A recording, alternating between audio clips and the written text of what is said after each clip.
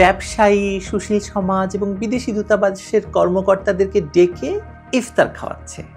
আপনি বলুন, এগুলোর কটিতে আপনি দাওয়াত পেয়েছেন? একটাতেও পাননি? হবেও বা, কারণ এই পুরো আয়োজনটি হলো রাজনীতিবিদদের দ্বারা, রাজনীতিবিদদের জন্য একটি আয়োজন। যদিও আয়োজনের উপলক্ষ হলো ইফতার এবং ভেন্যু হচ্ছে 5 তারকা হোটেল সহ বড় বড় কনভেনশন সেন্টার। আজকে বলতে এসেছি, বিগত জুলাই জিহাদে বাংলাদেশের ক্ষমতা দখলকারী একদল সন্ত্রাসীর রাতারাতি অবস্থা বদলের গল্প বলবো আপনাদের। কিন্তু এটা জানেন কি যে তারা আসলে ইন্টারকন্টিনেন্টাল হোটেলেই একাধিক সুইট দখল করে রাজনীতিও করছেন? মনে হয় জানেন না। আর এতে রাষ্ট্রের ক্ষতি কত হয়েছে শুনবেন।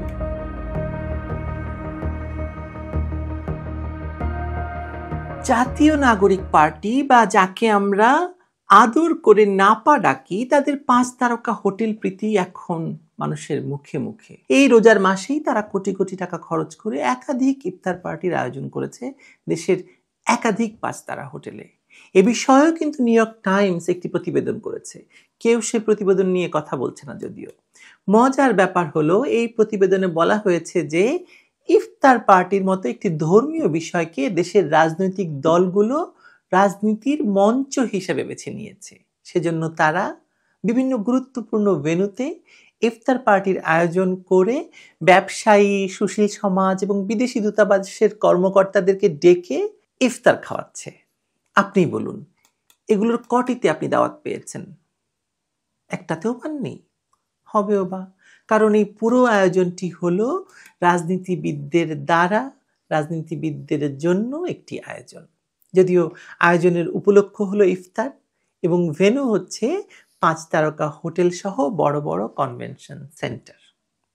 সে যা হোক, আজকে আসলে এই বিষয়ে কথা বলতে আসেনি। আজকে বলতে এসেছি, বিগত জুলাই জিহাদে বাংলাদেশের ক্ষমতা দখলকারী একদল সন্ত্রাসীর রাতারাতি অবস্থা বদলের গল্প বলবো আপনাদেরকে। তারা ক্ষমতা দখল করেছেন, আপনারা জানেন। তারা প্রথম থেকেই ঢাকা শহরের কেন্দ্রে একটি বাণিজ্যিক ভবনের কয়েকটি ফ্লোর দখল করে অফিস চালাচ্ছে, তা আপনারা জানেন। তারা রাজনৈতিক দল গঠন করেছে, সেটাও আপনারা জানেন। তারা এই দলের ইফতার পার্টির আয়োজন করেছে হোটেল ইন্টারকন্টিনেন্টালে, সে খবর তো আমিও দিয়েছি আপনাদেরকে। কিন্তু এটা জানেন কি যে তারা আসলে ইন্টারকন্টিনেন্টাল হোটেলেই একাধিক সুইট দখল করে রাজনীতিও করছেন? মনে হয় জানেন না। আর এতে রাষ্ট্রের ক্ষতি কত হয়েছে শুনবেন। এই যে দেখেন, প্রথম আলো কি বলছে। প্রথম আলো বলছে, গত জুলাই ডিসেম্বরে এই হোটেলের মালিক কোম্পানিটি আয় করেছে 67 কোটি টাকা। তার বিপরীতে সব ধরনের খরচ এবং কর বাদ দেওয়ার পর ডিসেম্বর শেষে হোটেলটির লোকসানের পরিমাণ দাঁড়ায় প্রায় 51 কোটি টাকা।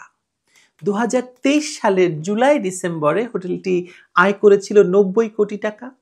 সেই হিসাবে এক বছরের ব্যবধানে 5 তারকা এই হোটেলের আয় 23 কোটি টাকা বা প্রায় 26% কমে গেছে। আয় কমলেও হোটেলের খরচ খুব বেশি কমেনি। এ কারণে বড় ধরনের লোকসানের মুখে পড়েছে হোটেলটি। শোনা যাচ্ছে যে হোটেলটির এই ক্ষতির মূল কারণ হচ্ছে হোটেলের একাধিক সুইট, যার এক একটির এক এক দিনের ভাড়া প্রায় লক্ষাধিক টাকা, তা নাকি গত জুলাই জিহাদের পর থেকেই দখল করে রেখেছেন সরকারের একজন উপদেষ্টা আসিফ মাহমুদ সজীব ভুইয়া সহ তার কয়েকজন জিহাদি সঙ্গী, যার মধ্যে হাসনাত এবং সার্জিসের নাম দুটিও কিন্তু আপনাদের সকলেরই পরিচিত। দেশের সবকিছুই যখন তাদের দখলে, তাহলে আর এই হোটেলের বিলাসবহুল সুইটই বা নয় কেন? সেখানে যে তারা বাড়ি করে সবাইকে নিয়ে, ফ্যামিলি নিয়ে থাকছে না, এটাই তো আমাদের ভাগ্য, তাই না? কারণ রাজধানীর শাহবাগে অবস্থিত আন্তর্জাতিক হোটেল চেইন ইন্টারকন্টিনেন্টালের মূল মালিকানা প্রতিষ্ঠান বাংলাদেশ সার্ভিস লিমিটেডের বা বিসিএল এর। তার মানে এইখানে তাদেরও মালিকানা আছে, কারণ বাংলাদেশের মালিকানা তো তারা দখল করেছে জুলাই মাসের সন্ত্রাসের মাধ্যমে।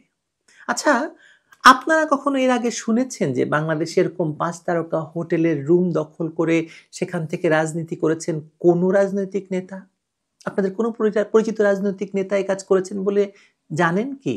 রাজধানীর হোটেলগুলোতে বহু নেতারা তাদের নানা রকম কেচ্ছা কাহিনী সহ ধরা পড়েছেন, গণমাধ্যমে সংবাদ প্রকাশিত হয়েছে, কিংবা মানুষের মুখে মুখে এসব গল্প চালু আছে। কিন্তু এভাবে ক্ষমতার সঙ্গে জিহাদিদের 5 তারকা হোটেলের কামরা দখলের নজির এই প্রথম বাংলাদেশে। দেশ দখলই যখন ছেড়ে দিয়েছেন ওদের হাতে, তখন আর হোটেলের কামরা দখলে কি বা আসে যায়, তাই না? তবুও বলি, এদের কারণে ইন্টারকন্টিনেন্টালের আয় উল্লেখযোগ্য পরিমাণে কমে গেছে। আয় কমলেও তার বিপরীতে খরচ কমেনি। ফলে আগেই যেটা বললাম, 1.5 কোটি টাকারও বেশি লোকসান দিচ্ছে এই হোটেলটি। আগের বছরের তুলনায় এই লোকসান এখন দ্বিগুণ। আমাদের 7 পুরুষের ভাগ্য হয়তো এটাই যে পুরো হোটেলটাই আসিফ, হাসনাত, সার্জিসরা দখল করেনি, কয়েকটি বিলাসবহুল সুইটই দখল করেছে মাত্র। যে পরিমাণ ক্ষমতা ওদের হাতে, ওদের পুরো হোটেলটি দখল করলেও কিছুই করার ছিল না আমাদের। ছিল কি? আপনি কি কিছু করতে পারবেন? আমি কি কিছু করতে পারবো? আমাদের কারো পক্ষে কিছু করা সম্ভব নয়, অপেক্ষা করা ছাড়া।